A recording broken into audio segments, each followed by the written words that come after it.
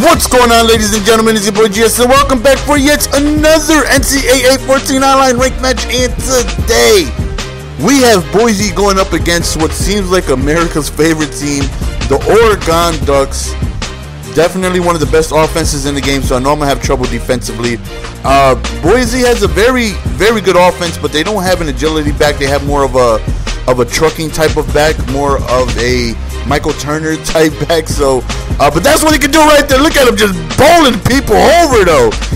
Right there was a bad read right there. 2nd and 10, standing in the pocket. We go to an out route. You know, all we're trying to do is figure out our opponent, you know, get a feeling for his tendencies and try to make adjustments and pick routes to you know, trying to, you know, everything in this game is always a chess match. You know, you want to be able to have a feeling for, does he like to blitz, does he like to call zone, does he like to call man, when does he like to blitz, when does he like to call man, when does he like to call zone, and try to call routes that can, you know, be able to beat your opponent's defense. So, you know, right here, big 4th down, super out route right there. Figured he was going to go man to man. Thankfully he did, and we end up converting an out route right there. Beautiful touch pass.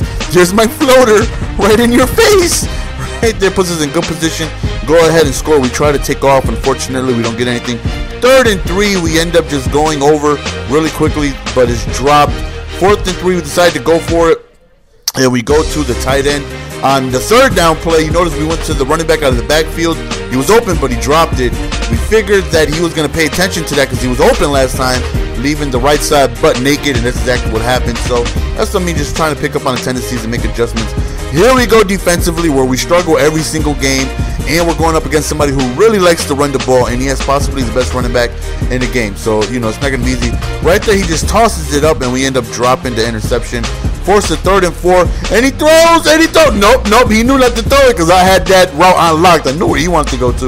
We force a 4th and forever, and we send the blitz though, that takeaway blitz from that 3-3-5 nickel, and that thing came screaming through, and we end up getting a huge sack on 4th down, and that right there was huge, as my son would say, putting us in great territory to go ahead and score another touchdown. We end up throwing the huff. We try to jump his shoestring tackle, but he didn't do a shoestring. Standing in the pocket, we just try to check down really quickly, but we end up losing a couple yards. 2nd and 12, we go to the tight end, and he drops the ball, getting us to a 3rd and 12. And we go really quick. I don't know how that was caught. I don't know. I don't ask questions. I just know that the ball was caught. That's all I know. Thank you. Take it alone. Thank you. 14-0. We got a good lead, but of course we end up having a defensive play that breaks down. He capitalized, and in one play, he scores a touchdown. And that's very frustrating, man. It's like, I want to feel like you earned your touchdown against my horrible defense that resembles that of an ass. You know, I don't want you to just score on one measly play. That just makes me feel even worse. So we get the ball back right now. Of course, you got to try and map everything out and play smart. I want to kill the clock. So if I score, or even if I don't score, I want to give them as little time as possible, you know, because we're heading into halftime, so I got to be wary of the clock and make sure I, you know, map this out well. So we're already at field goal range, and as you see, we're just trying to kill clock at this point. We'll take a field goal, you know, we'll take whatever it is we can get as long as we can take some time off of the clock. Right there, nobody was open in the pocket. Why got open a little too late. 3rd and 12. We end up going up top, and look at the beautiful touch pass over the shoulder. That was absolutely Mona Lisa gorgeous. That right there puts us up 21-7, and he only has 20 seconds to try to make a rebuttal. And my defense is ass, but hopefully we can hold strong for 20 seconds. We give up a big return. He's already a play and a half away from being in field goal range, but we send another blitz, and we end up coming through for another sack. As you see, you know, we're sending a little bit of pressure right there. Goes up top, and end up swatting that down, playing smart. 3rd and 20, we back everybody up. We're not giving up anything deep, and that was the last play of the half. So we go into halftime up 21-7. I believe my opponent's record was 22-11. So, you know, he won 66% of his games. So, and then him having this freaking powerhouse of an offense, I was expecting to have trouble defensively, and you know, I just called my regular plays and hoped it worked. Right there, he tries to go up top, had to step on it, but thankfully it was an overthrow. 3rd and 10 right here. We send another blitz, and we come through again, screaming on the left edge. The 3rd time that blitz has came through. He goes deep up top, and we just swatting that down. We're not taking no chances.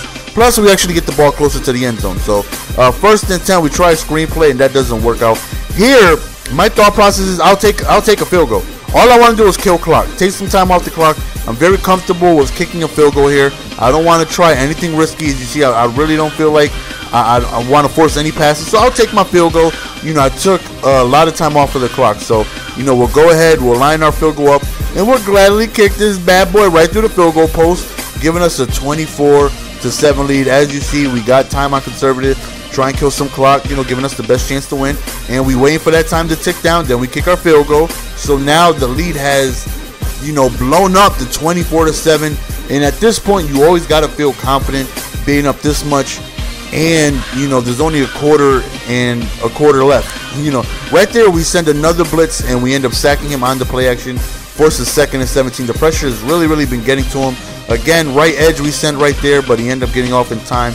And what's good about these blitzes is that I know they're going to work for Madden. So when Madden comes, you know, I got a couple blitzes at my disposal that I learned from Buffalorob and Takeaway. Again, I don't know how people find these blitzes, man. I could never come up with stuff like this. It's just crazy how people find this stuff, but nonetheless, they do. And it makes it easier for people like me and easier for people who all they got to do is just watch it, and there's a blitz. So I believe he quit in game, though. Like, he just gave up. Like, he didn't have a desire to try and come back. Like, he's not no huddling. It just seems like he gave up. Right there, he dropped the pass. I could understand even giving up after that. That right there would have made me so upset. But, you know, he gets a 1st down here, and he doesn't no huddle throughout the game. I don't know why. He just didn't feel like it was a must-rush situation. I feel like he just gave up during the middle of the game. He scored a touchdown. I was expecting an onside. Onside would be smart here, because even if you don't recover, which is highly unlikely, thankfully EA did something, you know, about them onside kicks. You give me less field to work with. You know, instead of giving me 70 yards to drive, you're now only giving me, you know, 50 to 40. So that's a big difference. That extra 30 yards is, you know, possibly an extra 4 or 5 plays that I could run and take time off the clock. So yeah, I really feel like he just quit in game. He just had no desire to try and come back or try and make an effort to see if he can make something happen. We take a sack right there, 2nd and 13. Right here, we step up in the pocket, showing off our pocket presence. You know, that pocket awareness that we got. 3rd and 2, we tried a speed option, and it worked. Well, I guess it worked. We got a 1st down. So right here, we go for it again, and it not the same success as we had the first play. So right here, 2nd and 11. You see, time is winding down. Time is ticking, and he's not even calling none of his timeouts. I believe he just gave up. You know, he just gave up, and he just had, again, no desire to try and make something happen. Right here, I was just basically working on plays right here, and that right there is a beautiful user catch. If I could get that type of sharp animation every time, that's going to be tough to stop. And right there, big hit, fumble, and if he was using his timeouts, if he was trying to make something happen, maybe he could have had a chance to come back. Maybe a fumble like that could have happened earlier, but now it's pretty much no time. You know, it's only like 30 seconds left. There's not much he can do. And again, he's still not no huddling. He's still not calling timeouts. The kid just flat out gave up. So, I mean, we'll take that. It's easier for us. So right there's a beautiful interception on 2 people. And right here, we're just trying to work on a couple plays or 2, see if we get something, a new route for the playbook.